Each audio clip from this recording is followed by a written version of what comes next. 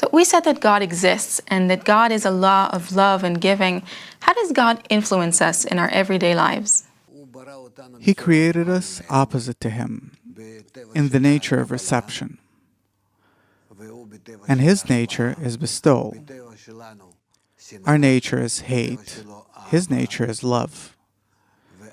And so He's working on us in order to take us through a very lengthy kind of change.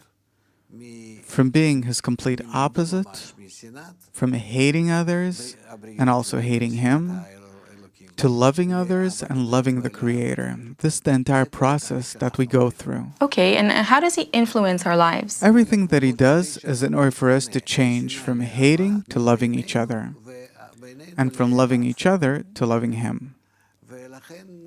And therefore, we just have to pay attention to everything that happens to us in life, on each and every step and in each and every moment. Everything that happens is in order to make us a bit more like Him. So God is organizing the events in my life so that I would... Change and become like Him. Which means what? To be more loving? More loving, giving, bestowing to and caring for everyone. And then you become like the Creator.